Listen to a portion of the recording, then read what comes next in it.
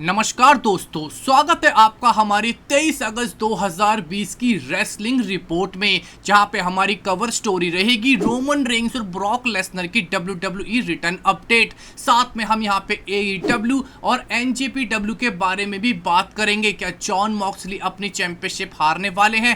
Carrion cross के बारे में क्या बड़ी अपडेट आई है NXT से? साथ में रेट्रिब्यूशन को किसने क्या कहा? एलेक्सा ब्लिस ने एक अजीब सा मैसेज दिया है ब्रॉन स्ट्रोमैन के लिए। बिग ई ने जॉन सीना और रोमन रेंस के बारे में क्या कहा? जॉन सीना की अगली मूवी सुसाइड स्क्वाड पे क्या आई है अपडेट? सैमी ज़ैन ने अब फिर से किसकी करी है इंसल्ट? होगा दोस्तों बहुत कुछ इस वीडियो में रिवील। मेरा नाम है नितिश वशिष्ठ, आप देख रहे हैं WWE हिंदी एम्पायर चैनल। दोस्तों सबसे पहले हम बात करेंगे रेट्रिब्यूशन के बारे में। रेट्रिब्यूशन लगातार मंडे नाइट रॉ और फ्राइडे नाइट स्मैकडाउन पे हमला कर रही है। कभी ये ग्रुप किसी सुपरस्टार पे अटैक करता है तो कभी तोड़फोड़ मचाता है, पर दोस्तों ड्रू गुल्लक ने रेट्रिब्यूशन को एक फट्टू करार दिया है। उन्होंने फट्टू इसलिए कहा है रेट्रिब्यूशन को क्योंकि हमेशा से वो धोखे से हमला करते हैं, भेड़ियों की तरह एक सुपरस्टार पे हमला करते हैं। ड्रू गुल्लक ने रेट्रिब्यूशन को कॉल आउट करा है और फ्राइडे नाइट स्मैकडाउन में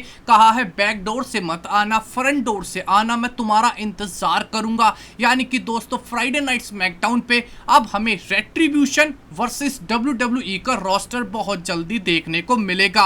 इसके बाद दोस्तों एलेक्सा ब्लिस ने एक मैसेज दिया है ब्रॉन स्ट्रोमैन को। समर स्लैम 2020 से पहले ब्रॉन स्ट्रोमैन ने गंजा होने के बाद एलेक्सा ब्लिस पे हमला करा था, जिसके बाद पहली बार एलेक्सा ब्लिस ने कुछ बोला है। एलेक्सा ब्लिस किसका साथ देगी, ब्रॉन स्ट्रोमैन या फील्ड का? ये एक बड़ा क्वेश्चन मार्क है। पर दोस्तों एलेक्सा ब्लिस ने ब्रॉन स्ट्रोमैन को कहा है तुम वो इंसान हो जिसको मैं कभी जानती थी, अब मैं तुम्हें नहीं जानती। क्या एलेक्सा ब्लिस किसी बड़े धोखे की तैयारी कर रही है द फील्ड के खिलाफ? क्योंकि टीज करा जा रहा है जैसे एलेक्सा ब्लिस और ब्रॉन स्ट्रोमैन के बीच में सब कुछ खत्म हो चुका हो। समर स्लैम 2020 का सबसे बड़ा सरप्राइज एलेक्सा ब्लिस के हाथों में ही है। इसके बाद दोस्तों कैरियन क्रॉस ने NXT टेकओवर पे इतिहास रच दिया जब उन्होंने कीथ ली को हरा के NXT की चैंपियनशिप जीत ली। इसके पीछे का रीजन दोस्तों बताया जा रहा है कि कीथ ली को WWE मेन रोस्टर में लेकर आना चाहती है, जिस वजह से कीथ ली को कैरियन क्रॉस के खिलाफ NXT चैंपियनशिप हरवा दी गई है और कैरियन क्रॉस को WWE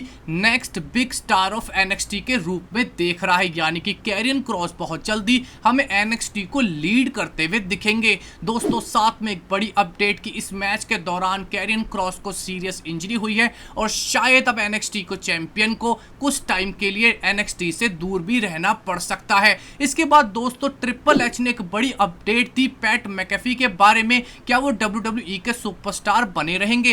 पैट मैकेफी ने NXT टेक ओवर में एडम कोल के खिलाफ एक बेहतरीन मैच दिया और WWE यूनिवर्स को सरप्राइज कर दिया अपनी इन रिंग स्किल्स के साथ। दोस्तों ट्रिपल एच ने कहा कि पैट मैकेफी बेशक एडम कोल के खिलाफ बेशक अपना पहला मैच हार गए हैं, पर पैट मैकेफी का फ्यूचर WWE में बहुत ब्राइट है। उन्होंने कहा कि पैट मैकेफी काफी ज्यादा सीरियस हैं एज ए WWE सुपरस्टार बनने में, तो यानी कि पैट मैकेफी का फ्यूचर हमें WWE में जरूर देखने को मिलेगा। आइए दोस्तों सीधा बात करते हैं जॉन मॉक्सली के बारे में। जॉन मॉक्सली AEW के आने वाले पेपर व्यू ऑल आउट में अपनी चैंपियनशिप हार सकते हैं। यानी कि जॉन मॉक्सली बैटिंग ऑड्स के अकॉर्डिंग अपनी चैंपियनशिप को ड्रॉप करने वाले हैं एट ऑल आउट। यानी कि दोस्तों जॉन मॉक्सली को होने वाला है नुकसान। इसके बाद दोस्तों ऑल एलीट रेसलिंग की एक और बड़ी खबर, TNT टाइटल जो कोडी रोड्स के पास था अब वो ब्रॉडी ली जीत चुके हैं। ब्रॉडी ली ने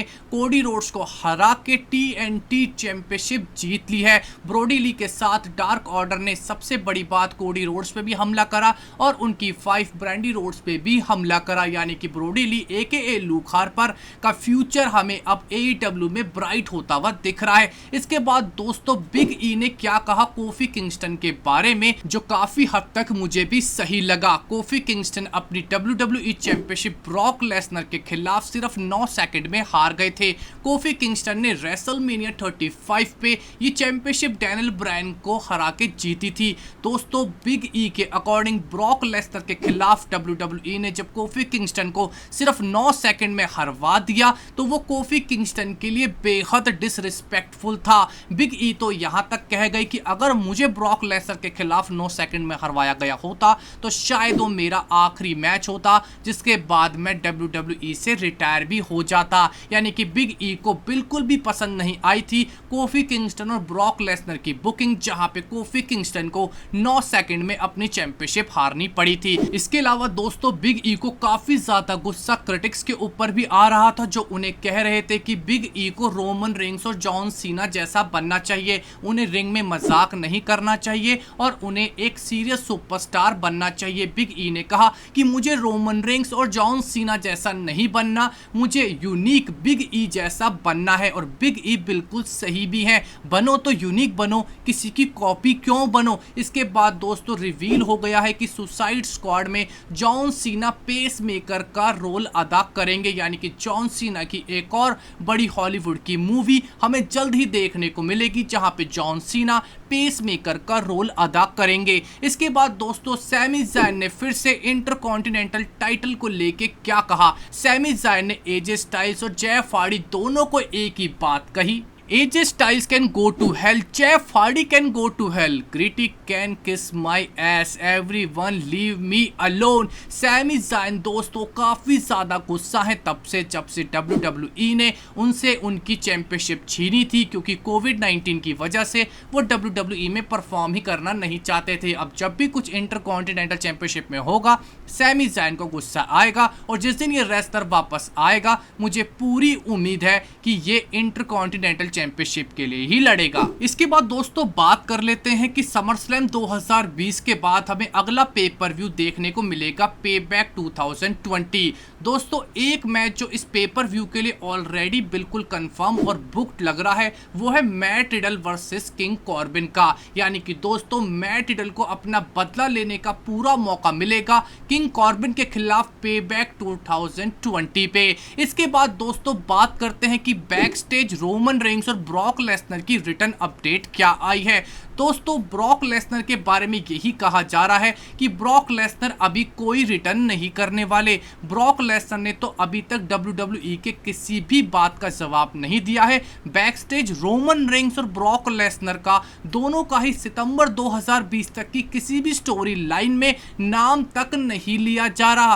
पर एक बात कंफर्म जो बिल्कुल कर दी गई है कि रोमन रेंस और विंस मैकमैन दोनों एक दूसरे से बात कर रहे हैं, और अगर रोमन रेंस की WWE में रिटर्न करवाई जाएगी समर स्लैम पे या पे बैक पे, तो वो बिल्कुल सरप्राइजिंग तौर पे करवाई जाएगी। किसी भी राइटर को या किसी भी दूसरे रेसलर को इसके बारे में नहीं बताया जाएगा। यानी कि दोस्तों ब्रॉक लेसनर तो सितंबर 2020 तक WWE से दूर है, पर रोमन रेंस की रिटर्न शायद WWE आपको जल्दी दिखा सकती है, क्योंकि विंस मैकमैन इस वक्त रोमन रेंस से ही बात कर रहे हैं, और शायद रोमन रेंस भी अब कोविड-19 की वजह से एमवे सेंटर में तो आ ही सकते हैं, जहां पे बेटर सोशल डिस्टेंसिंग और बेटर दूसरी चीजें करी जा सकती है। तो दोस्तों हमारा आपसे इस वीडियो में यही क्वेश्चन है, क्या आपको लगता है कि रोमन रेंस ब्रॉक लेसनर से पहले अपनी WWE की रिटर्न करेंगे? आप अपना ओपिनियन हमारे कमेंट सेक्शन में जरूर दीजिएगा। हमारे इस वीडियो को देखने बहुत बहुत शुक्रिया। हमारे चैनल को सब्सक्राइब कीजिए, लाइक एंड शेयर। आपका बहुत बहुत धन्यवाद।